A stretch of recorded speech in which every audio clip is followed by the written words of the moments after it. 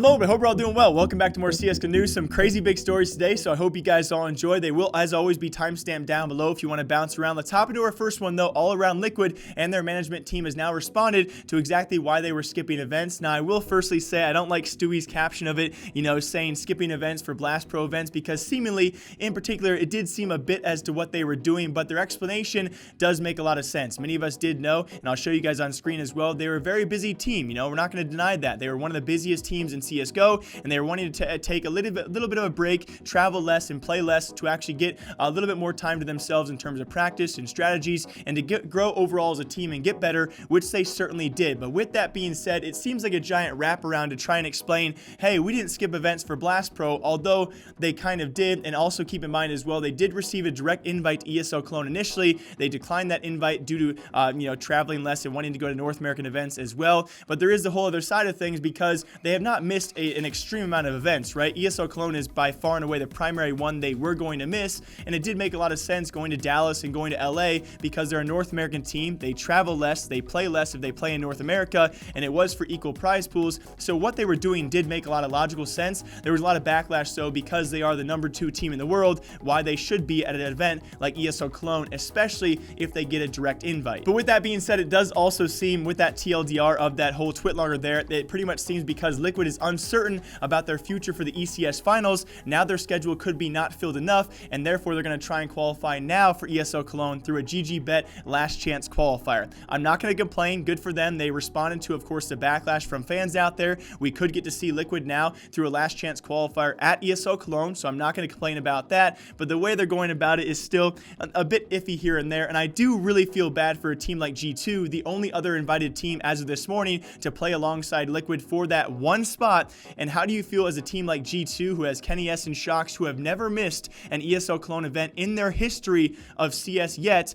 and now they actually have to play a last chance qualifier for one spot with the second best team in the world also being invited? And keep in mind, before this, G2 was not invited to any qualifiers for ESL Cologne, but now they're invited to a last chance qualifier, probably going to be the favorite team there until Liquid is also invited, and they declined their previously direct invite. But if that being said, this qualifier wouldn't even be existing if Liquid had accepted. So a lot of back and forth about this. Liquid have now responded on skipping events, and they are now trying to fill their schedules all the more, and we could see them at ESL Cologne. In today's second story, China is a weird place. If you guys are watching our videos and our Asian viewers, raise your hands. I literally enjoy you guys so much. You guys make my day, and it's amazing to see the lengths you guys go, especially over in Perfect World, that Chinese version of CSGO. If you guys are somehow watching this, you are a crazy crowd, and I love it to death. If you guys have not seen this, it's actually a brand new Perfect World marketing campaign, I guess you could say promotion, to open more cases and actually asking people to have their own pets open their cases for them. So Perfect World actually released their own official video. I'll play you guys a quick clip of that.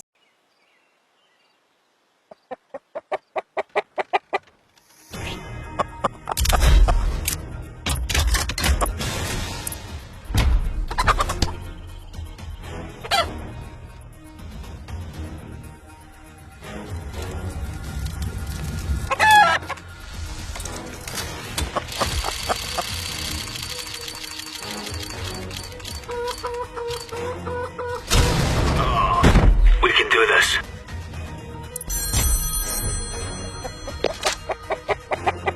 Ready.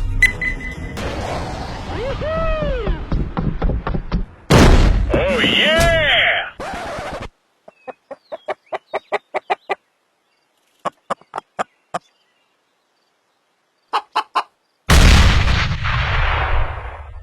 In the Chinese player base, they responded with cats and dogs, and sometimes even frogs. 看，踩它，踩，给它踩。糖糖，看前面，糖糖。就这个金色的。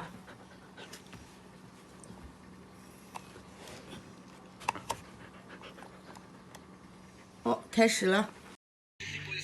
蛙哥，今天就看你了，蛙哥。我操，我要看我蛙哥的。你是美洲蛙，南美也是美洲。哦，漏水了还。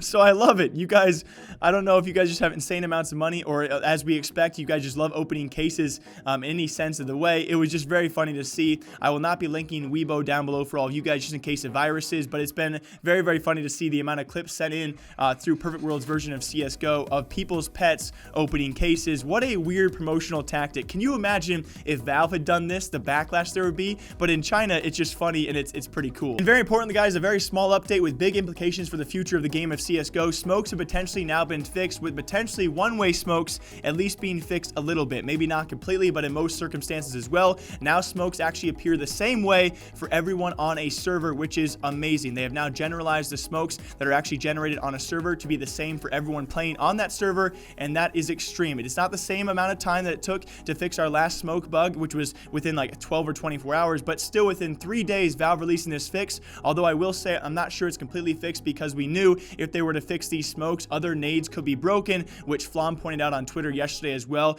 In some instances, nades are certainly not fully working or operational quite yet. Chat, you guys saw that, right? Like, I'm not crazy? Hold on. Grenade out.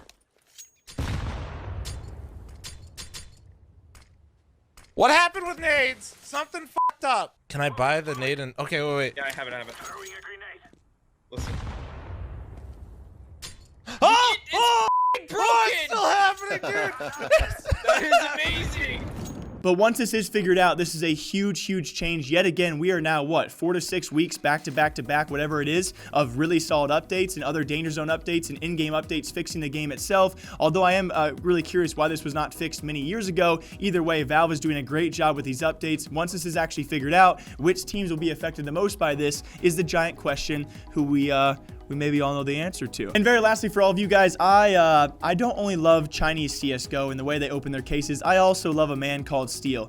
And you know what? You can clip it. I love the man. I know that some ways I'm a bit biased when it comes to trash talking. Some players, when they trash talk, I get on them. Like, you shouldn't be trash talking. But other times, when other players that I really do enjoy do trash talk, I'm all behind it. It was actually, of course, our ESL Pro League LAN matches, now on LAN this season, and it was E United versus Ghost Gaming. Ghost Gaming wins this series in map 3. I would say a pretty close series.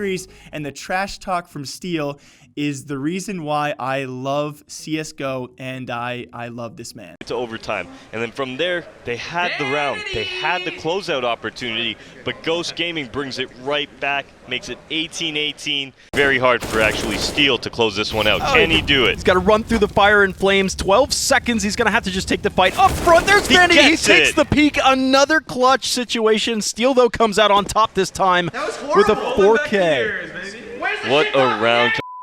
Ghost and Wow. Steel getting animated there for us. He's happy for it. He wanted it. Let's go.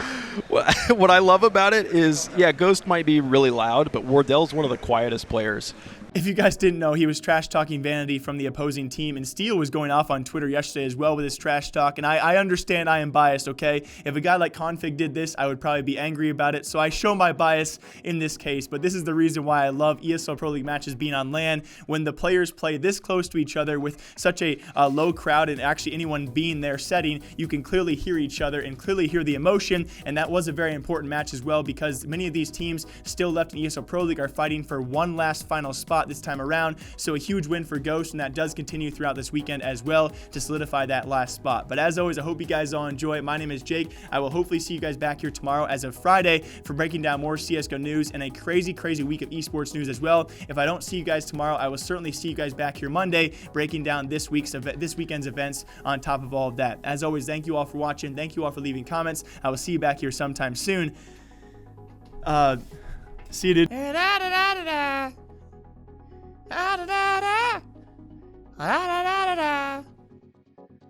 You take my money. Da, da,